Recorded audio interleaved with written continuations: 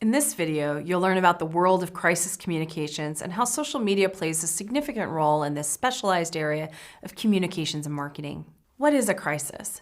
Crises have been defined as events that either cause harm or the potential for harm to an individual or organization. Whether the harm produces physical, emotional, or environmental damage to individuals and communities involved in the crisis, or damage to the corporate reputation or financial standing of an organization, the range of harm is different in each unique situation. A crisis encompasses not only the actual event, but also the process or time leading from the event, including subsequent perceptions of the crisis by various stakeholders. While most research has been dedicated to focus on traditional crises, social media crises are quite different due to where they start. Texas A&M professor Tim Coombs, who is one of the leading researchers and scholars in crisis communications, says social media crises are somewhat like zombies in nature compared to traditional crises. What Coombs means by this is that a social media crisis is an incident or triggering event that happens on social media on a particular platform,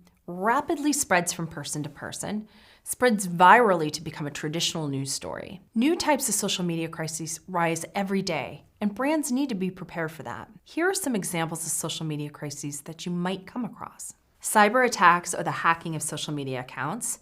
This happens when an account is compromised and is sharing either inappropriate or spam content that is not reflective of the brand voice and mission. Advocates calling for boycotts on advertisers. When audience members are not happy with how the organization is practicing, they may use social media to voice their outrage and cause others to follow them. Live video. Video is unpredictable and can show a situation happening in real time, causing chaos and emotion to spark. Fake news and rumors. Information that is not true can circulate online, which will distract from the real information about the crisis being shared. Employees going rogue. Sometimes employees go off the script and go against social media policy behavior. This happens when employees perhaps do not agree with the actions by their employer or feel no one will catch them. These have to be addressed and handled in a timely and appropriate manner. Trendjacking during a sensitive situation. Trendjacking happens when you take advantage of a situation that is trending in order to get your commercial message out. Widespread public outrage to a post. People view social media platforms as first impressions, and if they see something they do not like, they will voice these concerns openly and loudly online. So what do you do if you're experiencing a social media crisis? Don't panic. When a problem rises on social media, there is one big thing you need to ask yourself. Is this a real crisis or not? As Melissa Agnes discusses in her book, Crisis Ready, there are differences between what an issue is and what a crisis is. If it's a crisis, you need to own it and take responsibility for your actions. But wait, let's back up a bit to the time before a crisis. When a crisis emerges, you don't want to be responding on the fly. Preparation is key to be proactive as possible when a crisis hits. There are 3 different stages to a crisis: preparation or pre-crisis, response, the crisis, and recovery, post-crisis. Preparation comes in many forms, like investing in a proactive monitoring system, training all of your team members in crisis communication, setting social media guidelines and protocols, creating a message map for responses and statements for each situation, building a healthy and interactive relationship with key parties. In the response stage, a social media manager and their team has to react quickly, compassionately, with authoritative and clear words and actions. Understand the emotions being shared on social media. Pay attention to feedback, comments, sentiment, and false information that could be spreading. Integrate social media messages to the appropriate medium and audience. Monitor and integrate comments into crisis plan strategy. Provide statements to audiences to take certain actions, embracing self-efficacy. Once the crisis has been resolved and addressed, the recovery or post-crisis stage begins. Evaluate the overall sentiment of the messages. Determine the overall response in the media and with key audiences. Analyze the data to see what lessons to take away. Evaluate team members and response strategies from crisis. Determine best practices and the lessons learned. What exactly is involved in a crisis plan? There are many different types of crisis plans, but generally it should be developed using a mixture of executive team members, and it should explore various scenarios, risks, and take into account stakeholder reactions. Here are some must-have components for your crisis plan. A team of executive personnel from legal, investor relations, management, and communications groups. These individuals will enforce decisions, coordinate employees, pacify stakeholders and stockholders, and craft communication messages. Brainstorm all of the potential issues and risk scenarios. Start by making a list of everything you can think of that could be a crisis or a problem. This could be events like gun terror, a lying executive, a fire, white-collar crime, delivery problems with your product, internet trolls gone wild, data breaches, sexual harassment, website issues, you name it. Create prepared statements. Develop materials for your spokespeople to use, your social media team, and also to explain to employees the depth of the crisis. Outline key risks and their level of severity and responsibility. Assign a risk level based on how much it will affect your company's bottom line. Then determine exactly at what point you will push the issue up the risk ladder. Determine which stakeholder will be notified at what risk level. Managers, executives, partners, clients, vendors, local and federal authorities, and the press. Create a list of internal contacts in the departments that should get involved.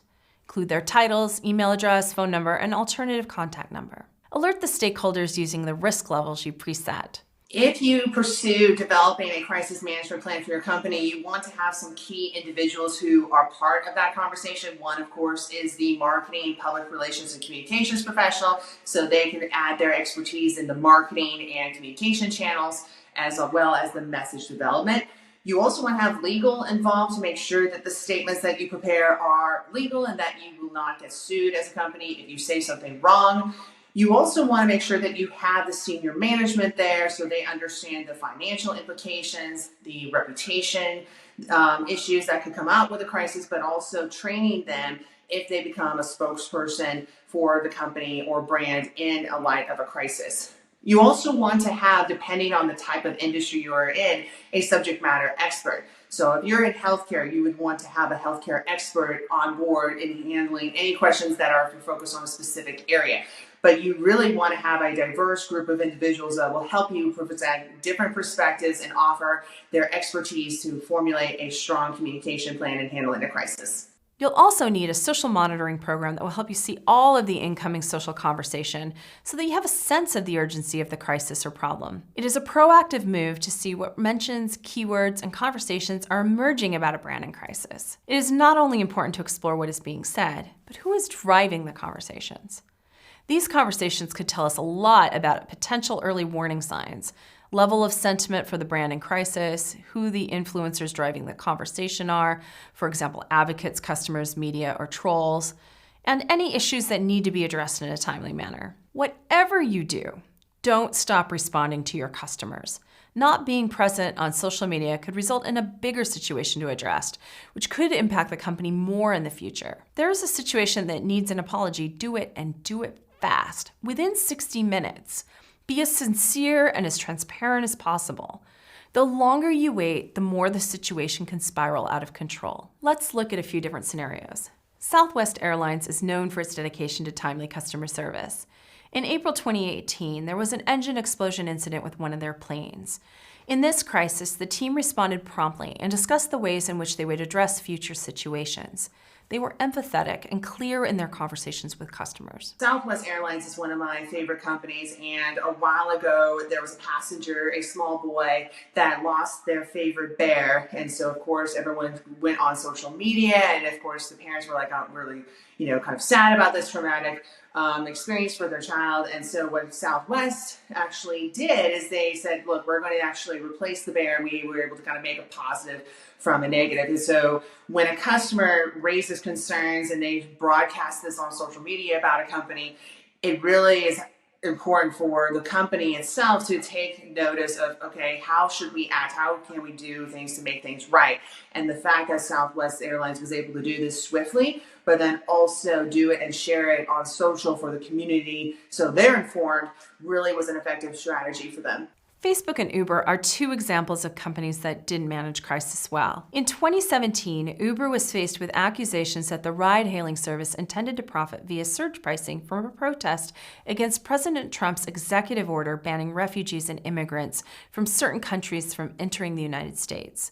Customers of Uber were outraged by the actions of the CEO and voiced their frustration publicly, which resulted in a worldwide viral movement called #DeleteUber, in which users deleted the Uber app and instead began using Uber's rival Lyft. Then, in 2018, Cambridge Analytica, an elections consulting agency, was outed by a whistleblower for hijacking data from over 87 million Facebook users without their knowledge and exposing Facebook's inadequate ability to protect its user data and provide privacy to its customers. As a result, Facebook had their own #DeleteFacebook crisis. In both the Uber and Facebook situations, the media and customers felt that the companies took too long to respond and that their statements lacked empathy and humanness, further demonstrating what seemed to be a lack of care for their customers. Uber's CEO eventually left the company, and Mark Zuckerberg had to testify to the United States Congress. Both brands had different results to their crisis, but neither had a sound listening and monitoring protocol to guide them in how they needed to respond. It's important to be empathetic to the current landscape and the emotional state of your audiences. A crisis is not the time to promote posts or newsjack a hashtag.